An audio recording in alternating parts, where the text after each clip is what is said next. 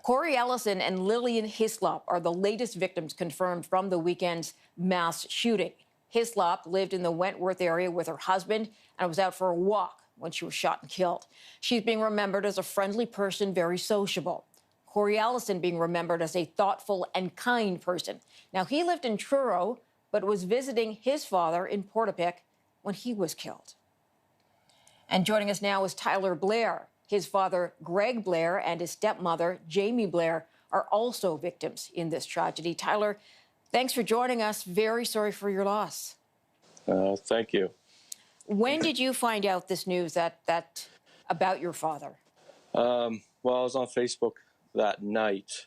I think it was around 11:30 or 12, and I seen there's something going on down in Portapique of possible shooting and fires. So I tried calling my father and stepmother, no answers. So then after an hour of trying and calling family, I decided I'd convince myself they were just sleeping. So I went to sleep from 2 to 3:30 or so before the RCMP started to knock on my door.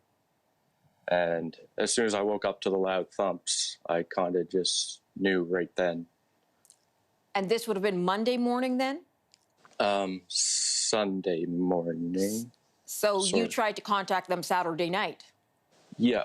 Got it. I seen it going, like there's posts on Facebook of people that just lived in the area. And just stating that something serious was going on down there. do you know how close your dad and your stepmom lived to the suspect's home? He had a shop just across the road from them. And then he had a little trail connecting from his shop to his house. So they're fairly close, yes. Do you remember if they had any run-ins? I don't know how often you spoke to your dad or to Jamie. I mean, it's a public or a private community down there. So they're all in a little group, I guess to say. So they did have run-ins and have talked. They weren't friends by any means, but they did know each other. Tell us a little bit about your dad and your stepmom. My dad, he's a very hard worker. I worked for him, self-employed. Actually, a lot of my family works for him. My brother. Everybody that met my old man just loved him. He was about to turn 46 this week, and he acted like he was a 20-year-old partying with me and my friends all the time. But everybody just loved him. And my stepmother, she's been in my life for almost 20 years now. And she was amazing, became a second mother to me. And honestly, I just don't even have words on how great those two people were. Are there plans for a service? I know that some of that is under restrictive measures because of COVID-19, but have you been able to plan for a service? Yeah. Well, it's in the works now. We're going to have something very small, obviously, with family. And then, I don't know, maybe once everything clears up, we might have a little celebration that's bigger after the virus.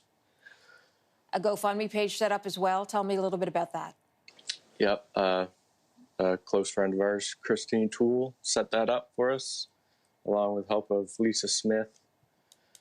And it has just blown us away by the amount of support and donations we have received from all over Canada. And just it's hard to believe. My brothers are having a hard time accepting it because they're always taught they like to work for everything they receive, so they don't understand it yet.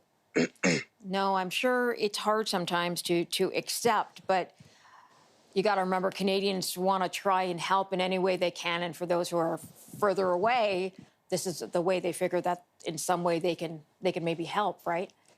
Oh, absolutely, and I can't put into words how much we appreciate it all, and we'll definitely always remember this, and hopefully can return the favor someday to everybody.